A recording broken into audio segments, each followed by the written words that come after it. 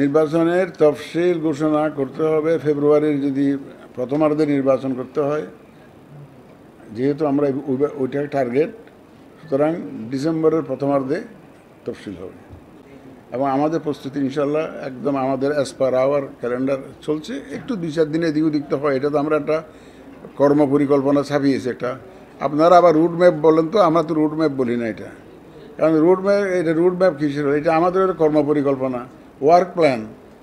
যে দলটার কথা বলছেন, এটা তো রাজনৈতিক কর্মকাণ্ড সরকার নিষিদ্ধ ঘোষণা করেছে। এটা রাজনৈতিক কর্মকাণ্ড সরকার নিষিদ্ধ করেছে, এবং সুতরাং নিষিদ্ধ এই যে কর্মকাণ্ড যেটা নিষিদ্ধ করা হয়েছে, তো সুতরাং ওনারা তো সেই দল হিসাবে তো আর ইলেকশনে আসতে পারতে পারে না ততদিন পর্যন্ত, যতদিন পর্যন্ত বিচার না হয়। কারণ ওরা সরকার কিন্তু নিষিদ্ধ করেছে কর্মকাণ্ড, তা এই দলের বিচার না হওয়া পর্যন্ত। তো আমাদেরকেও সে পর্যন্ত অপেক্ষা করতে হবে।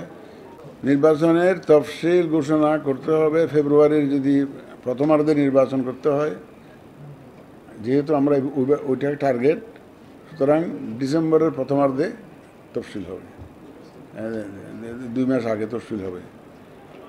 আর গোয়েন্দা সংস্থা কেন, কোনো সংস্থার দ্বারা প্রভাবিত হইয়া আমরা নির্বাচন কমিশন কাজ করবে না। নির্বাচন কমিশন সম্পূর্ণভাবে নিজস্ব গতিতে, নিজস্ব উদ্যোগে, নিজস্ব আইনকানুন মেনে, নিজস্ব সিদ্ধান্তে নির্বাচন পরিচালনা করবে। এখানে কারো কোনো প্রভাব, কারো কোনো নির্দেশনা আমাদের উপরে প্রযোজ্য নয়, এবং আমরা এটা শুনবো না। এনসিপির যে এইটা প্রতীকের কথা আর কত বলবো ভাই, হয়তো আমাদের সচিব মহোদয় অনেক বলেছে, আমিও বলেছি, আপনারা তো জানেনই। এটা একটা দলের প্রতীক নিতে গেলে আইন এবং বিধান অনুযায়ী ইলেকশন কমিশনের যে তালিকাভুক্ত প্রতীক আছে ওখান থেকে নিতে হয়। এটা হচ্ছে আইনের বিধান। তো ওনারা যেটা চেয়েছেন ওটা আমাদের তালিকাভুক্ত প্রতীক নয়, সেজন্য আমাদের দেওয়ার সুযোগ নেই।